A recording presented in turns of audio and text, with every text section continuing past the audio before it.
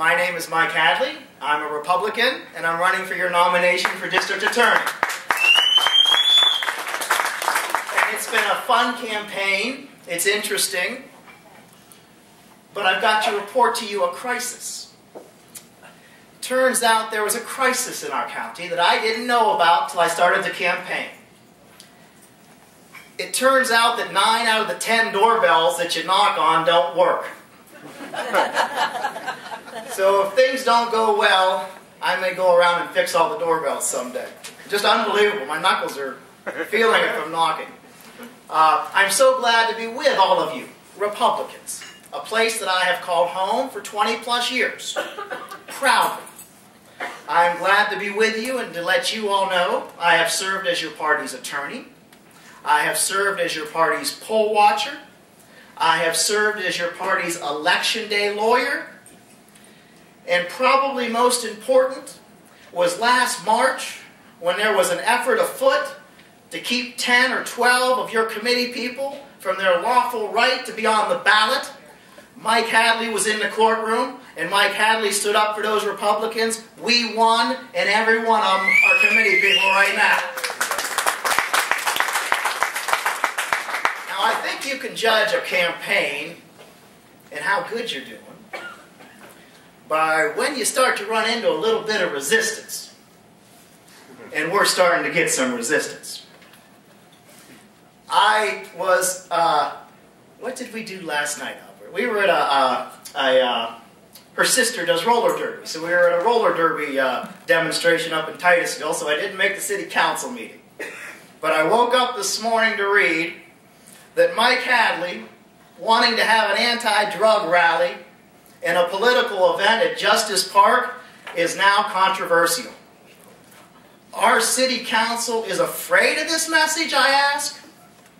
And I would tell you this, that when I read this morning that such a simple request was front page news and worthy of the council's time, I didn't react as a personal attack. I didn't feel that I was under attack. My first thought was for the people. For the people of the city of Oil City. And their right to peaceably assemble. Their right to come and hear political speech. Their right to vote when they're informed. And if they give that kind of hassle to an attorney, what are they doing to the common person? I'm going to win this battle. I'm going to have a rally on May 18th, and they're not going to stop me. If I got to buy a generator and bring an army, we're going to buy a generator, we're going to have an army, and we're going to speak to the people. This has been going on for too long. For too long. Yes, Brenda, there are two systems of justice in our county. Some elite get treated one way, some get treated another. It's wrong. It will stop when I'm your district attorney. The resistance to what we are about isn't just that.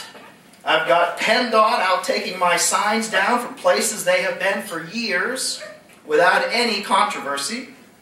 I've got the city code enforcement officer complaining to one of my supporters about where he put a sign.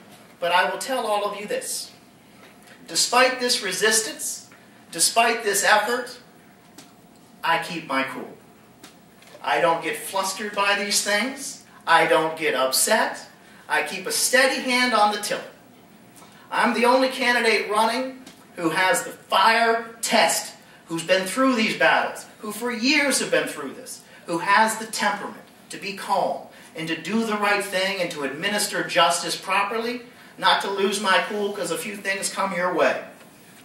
But quickly to wrap up, what else was troubling in this morning's newspaper was the headline. Armed robberies. Again, 2 armed robberies from 2011, the Quick Fill and the Dollar General. Friends, crime is on the rise. It is too prevalent. Our streets are not safe. And I'm here to do something about it.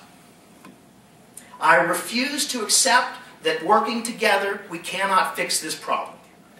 I refuse to accept that this county has to accept this. I refuse to accept that people have to be afraid in their businesses and people worry about their safety at night. I believe the #1 culprit to this is the hard drug problem. And I can tell you that I will absolutely use the power of the Commonwealth of Pennsylvania and come down on these drug dealers. I will forfeit their property. I will do everything I can, and with your help, we can run them out of this county and we can fix this problem together.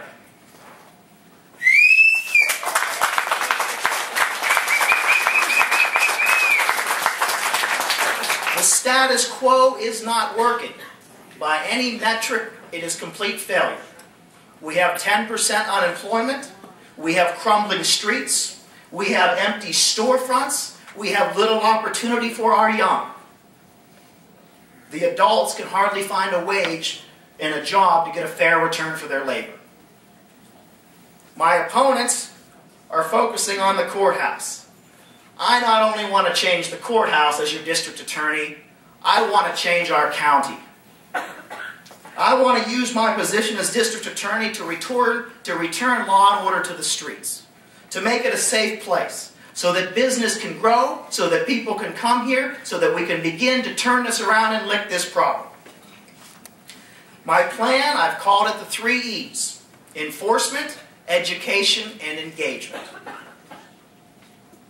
I'm the only candidate who's actually put something on paper. I'm the only candidate who talks about the continuum of crime. We can't sit back and just react after the crime is committed. We've got to get out there before the crime's committed. Meet with the school districts, meet with the young people, meet with the community, meet with the leaders. Because whatever they're doing now, it ain't working. Anybody think it's working? Nope. Nope.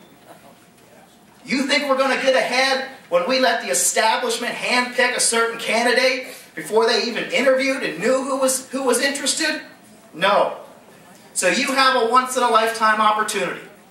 It is in front of you now. You either take it or you don't, but I can assure you if you take this opportunity, I will not disappoint you as your district attorney. I will work as hard as I can every single day. I will unite with all of you. At 8:01 p.m. on May 21st, I want to have unity in this party. This race is over at 8:01 p.m. May 21st. We've got to come together. I want your help, and I want your vote, please, on May 21st. Thank you very much.